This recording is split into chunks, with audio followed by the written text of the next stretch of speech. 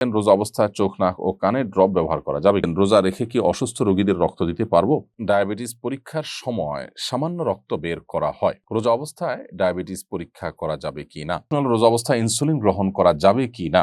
রোজা অবস্থায় চোখ, নাক ও কানে ড্রপ ব্যবহার করা যাবে কিনা? বোনামিনা, রোজা অবস্থায় আপনি চোখে ড্রপ ব্যবহার করতে পারেন, কানে ড্রপ ব্যবহার করতে পারেন, তবে নাকে ড্রপ ব্যবহার করতে পারেন না, কারণ নাকের যে ড্রপ সেটা আপনার নাকের ছিদ্র হয়ে কণ্ঠনালী হয়ে আপনার পেট পর্যন্ত যেতে পারে, সেজন্য এটা আপনি করতে পারবেন না।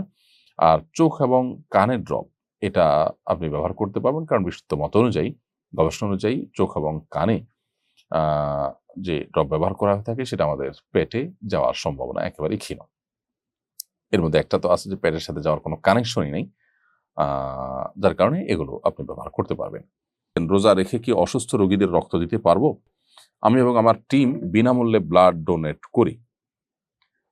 উত্তরটা জানতে চাচ্ছি।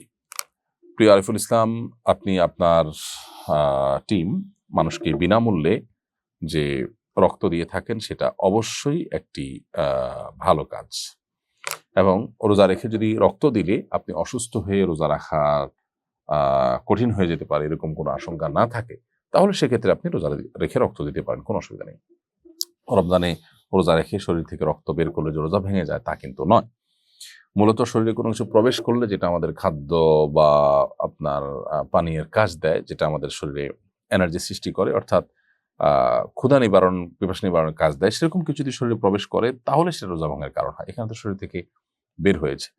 এটা যদি স্বাভাবিক হয় যে এক ব্যাগ রক্ত আপনি দিলেন, এর ফলে আপনার রোজা ভাঙতে হবে সেরকম পর্যায়ে আপনি চলে যেতে পারেন, এরকম কোনো আশঙ্কা যদি না থাকে, ইনশাআল্লাহ আপনি রক্ত দিতে পারেন।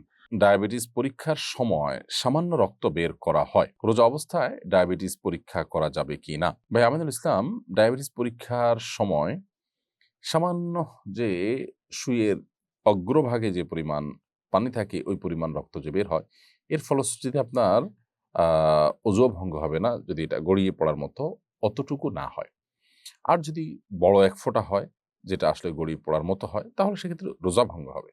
আর রোজা অবস্থাতে এই টেস্ট করলে রোজার কোনো ক্ষতি হবে না, কারণ শরীর থেকে ১, ২, ৪, ১০ ফোঁটা ২০ ফোঁটা এরকম রক্ত পড়লে রোজার কোনো ক্ষতি হয় না। যদি এত বেশি রক্ত পড়ে যার ফলে আসলে রোজাদার ব্যক্তির জন্য রোজা রাখাটা চ্যালেঞ্জিং হয়ে যায়, দুর্বল হয়ে যায়, তাহলে সেটা এভয়েড করতে শরীয়ত নির্দেশ করেছে, যদি সেটা এভয়েড করার মতো হয়।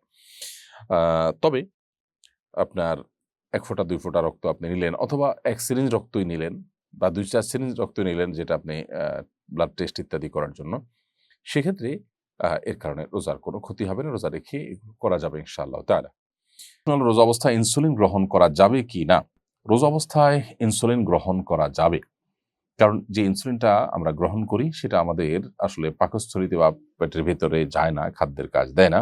এটা জাস্ট চামড়ার নিচে এটি থাকে, যার কারণে এই ইনসুলিন আপনি রোজা অবস্থায় গ্রহণ করতে পারবেন।